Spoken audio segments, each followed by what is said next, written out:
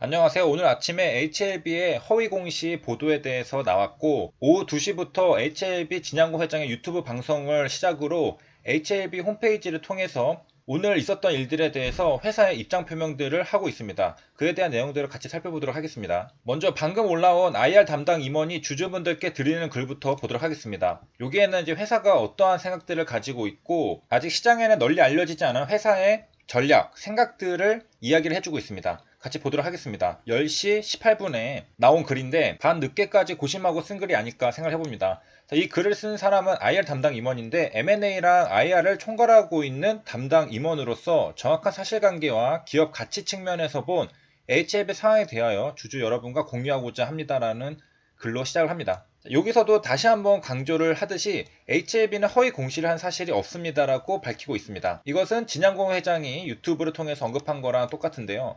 왜 지연이 되었는지에 대해서는 우리가 추측을 해볼 수 있었지만은 정확한 이유를 알 수 없었는데, 그것은 바로 FDA에서 프리-NDA에서 추가 자료를 보완하라는 조언을 했었고, 그에 따라서 데이터 확보를 위해서 노력을 해왔었던 것입니다. 그렇기 때문에 NDA가 지연이 됐다는 사실이고, 시기를 확정드리지 못하는 것은 코로나 팬데믹 자체가 예측하기 어려운 추세를 보이고 있기 때문이나, 그 와중에도 상당한 진척을 보이고 있어 좋은 결과가 있을 것이라 확신합니다. 상당한 진척을 보이고 있는 것은 우리가 추측해보건데, 최근에 항사제약의 리얼월드 데이터라던가 코로나가 이제 조금 꺾이고 있는 백신이 나와서 데이터 확보가 어느 정도 되었다, 그런 것들을 추측해 볼 수가 있겠습니다. 자, 그래서 여기까지 요약을 하면은 HLB는 허위 공시를 한 사실이 없다. 그리고 추가 자료 보완을 위해서 데이터 확보를 하다 보니까 NDA 신청이 늦어지고 있었다. 그런데 그 중에서도 일단은 상당한 진척이 있었다라는 점. 그 다음에 이제 밑에서는 회사가 자사가 가지고 있는 파이프라인을 어떻게 바라보는지, 그리고 자사의 기업 가치를 어떻게 생각하는지를 볼 수 있는 점인데요. 굉장히 구체적으로 풀어줬습니다. 그래서 하나씩 읽어보도록 하겠습니다. 보면은 시장의 관점이 지나치게 위안 3차 시장에 쏠려 있다는 것이 IR 담당 임원으로서 안타깝게 생각하는 점이라고 합니다. 그래서 위안 3차 시장은 아마도 HLB 기업 가치의 6에서 7% 정도밖에 되지 않을 것이라고 생각한다고 합니다. 그래서 HLB가 가지고 있는 파이프라인들이 여러 개 있잖아요. 그 파이프라인들이 사실 HLB의 기업 가치를 구성하는 겁니다. 그 중에서 우리는 지금 3차 시장, NDA를 준비 중에 있는 바로 그 적응증에 있는 HLB 기업 가치를 굉장히 집중하고 있는데, 왜냐면은 시판에 가장 가깝게 위치해 있기 때문인 거죠. 그런데 HLB 회사 입장에서는 그것으로 인한 기업 가치는 6에서 7% 정도밖에 되지 않는다. 그래서 HLB가 시가총액이 5조인데 30%가 빠졌잖아요. 그러면은 대략 1조에서 2조 원 정도가 감소한 건데, 6에서 7%라고 하면은 5천억 원이 안 되는 금액이잖아요. 그래서 위안 3차 시장은 HLB 기업 가치에 5천억이 안 되는데 시가총액으로는 1조에서 2조 원이 빠졌으니까 지나치게 과도하라는 것이 저와 저희 팀의 판단이라고 합니다. 금일엔 27%의 시총 감소는 지나치게 과도하다. 그래서 HLB의 파이프라인에 대해서 이제 설명을 해주고 있는데, 이 중에서 이제 면역항암제 캄레니주마비랑 리버세라닌 병용으로 간암 1차 글로벌 임상 3상을 진행 중에 있고, 환자 모집률이 지금 95%에 이르고 있다고 합니다. 그리고 위안 3차 시장보다 3배 시장이 클 것으로 전망이 되니까, 이것도 임상시험이 끝나고서 NDA 신청을 할 수가 있겠습니다. 그래서 이런 것도 시장이 3배라고 하면은 대략 20% 정도가 간암시장에서 평가를 받아야 되는 거 아니냐, 이렇게 생각을 하는 것이고, 그 다음에 선낭암 같은 경우에는 임상 이상이 단독 진행 중이며 환자 모집률이 이것도 90%, 그리고 희귀암이나 투약기간이 상당히 장기이기 때문에 이것 또한 위안 3차 시장보다 클 것으로 전망한다고 합니다. 그러니까 위안 3차 시장보다 큰 시장들이 있다. 그리고 환자 모집률이 이제 거의 다 끝나가고 있는 상태다라는 것이고, 물론 이제 이런 것들이 위안 3차 NDA 의미를 축소하기 위한 물타기가 아님을 밝힌다고 합니다.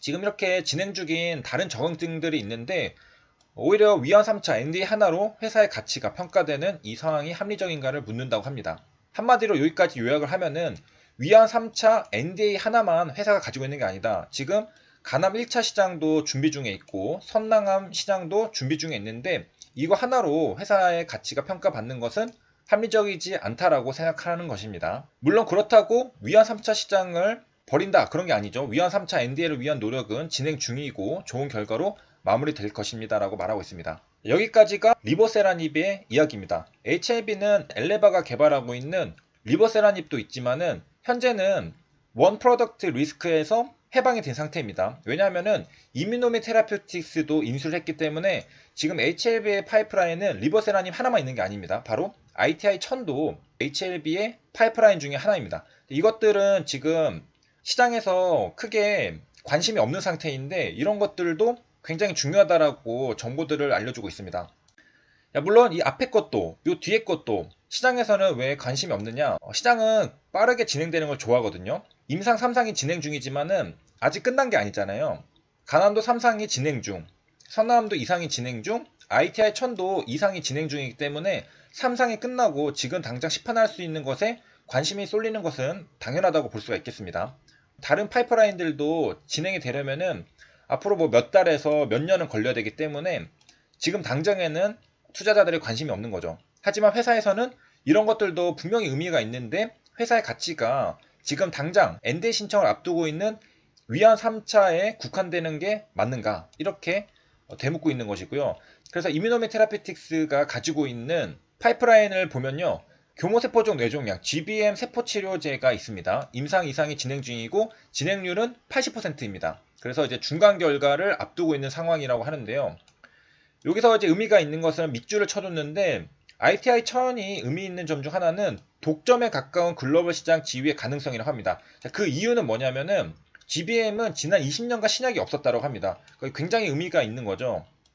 우리가 간암치료제 소라페닙도 경쟁자가 없었기 때문에 시장을 혼자서 독점을 했습니다. 그래가지고 간암시장 치료제 매출 규모가 소라페닙의 매출 규모랑 그냥 거의 똑같다라고 볼 정도로 시장을 전체 다 가져가는 그런 상태였는데 지금 ITI 1000도 개발에 성공하게 된다면은 GBM의 매출 규모가 즉 ITI 1000의 매출 규모랑 똑같을 정도로 독점이 될 수 있다라는 점입니다. 그 이유가 뭐였냐면은 최근에 각광받는 면역항암제조차도 치료 효과가 거의 없었다고 합니다. 그래서 BMS, 에브비, 토카젠 등 여러 글로벌 제약사들이 GBM 인상에서 줄줄이 실패를 했습니다. 그래서 지금 다 실패했기 때문에 현재 의미 있는 경쟁 약물이 거의 없는 상태라고 합니다. 그래서 GBM은 지금 효과가 있다라는 그런 논문들이 있잖아요. 그런 것들을 토대로 봤을 때 성공한다면은 굉장한 시장 독점력을 가질 수 있다. 이런 것을 또 말해주고 있고 그 다음에 유나이트 플랫폼에서 기반해서 파이프라인들이 나오잖아요. ITI 1001도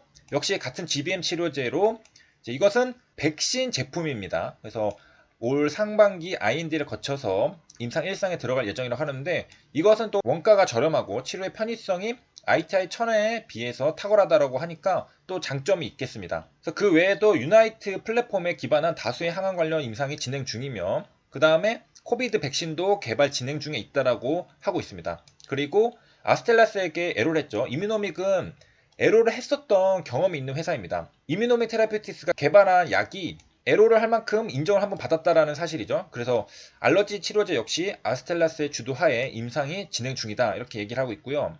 그리고 이거 글을 쓴 분이 IR 담당자이자 M&A도 총괄하고 있는 담당 임원입니다. 그렇기 때문에 이 M&A에 대해서 더 잘 알고 있는데 지금 HLB가 글로벌 신약 기업으로 성장하기 위해서는 글로벌 트렌드인 M&A를 통한 기술 확보가 매우 중요하다고 판단하고 있는데 그래서 현재도 많은 기업들을 스크리닝하고 있다고 합니다. 그렇기 때문에 글로벌 기술 기반 기업 인수 외에도 아시아 지역, 중국을 포함해서 실질적 사업을 HLB가 주도하는 방식으로 M&A를 추진하고 있다고 합니다. HLB가 사업하는 전략들을 보면은 글로벌 트렌드에 부합하는 것들이 굉장히 많은 것을 알 수가 있겠습니다. 관련 내용들은 이전부터 우리가 같이 공부를 많이 해왔었죠. 자, 그래서 이러한 다른 장점들도 많은데 다양한 협업과 인수 논의들이 진행 중인 상황에서 그러니까 지금 뭔가가 또 진행되고 있는 상황이라고 하는 거죠.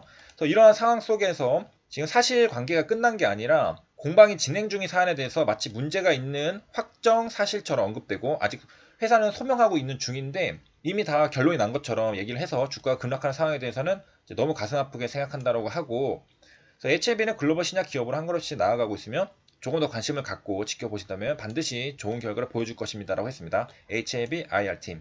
자, 그리고 마지막으로 또 하나 있었던 주주 여러분들께 알려드립니다라는 것을 보면서 마치도록 하겠습니다. 이거는 4시 13분에 나왔던 건데요. 진양고 회장이 유튜브 방송 이후에 또 글을 하나 썼습니다.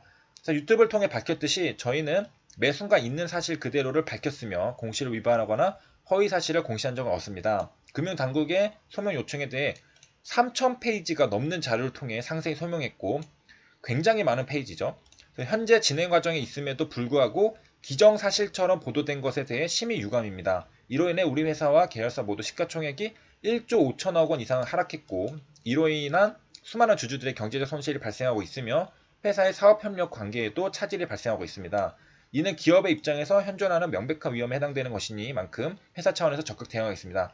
주주 여러분께 심려를 끼쳐드려 대단히 죄송합니다. HLB 대표회사 진양군. 이렇게 해서 HLB 회사에서 오늘 오전에 있었던 뉴스 보도에 대해서 유튜브를 통해서 그리고 회사 공지사항을 통해서 해명한 사실들에 대해서 우리가 살펴봤습니다. 오늘은 HLB에 있어서 가히 위기라고 할 수가 있는데요. 위기 속에 기회가 있는 것이니 정말 위기라고 생각이 든다면 어떻게 해야 할지 발을 동동 구르는 게 아니라 정신을 똑바로 차리고 올바른 판단을 내릴 수 있는 저와 여러분이 되었으면 좋겠습니다. 여기까지 시청해주셔서 감사합니다.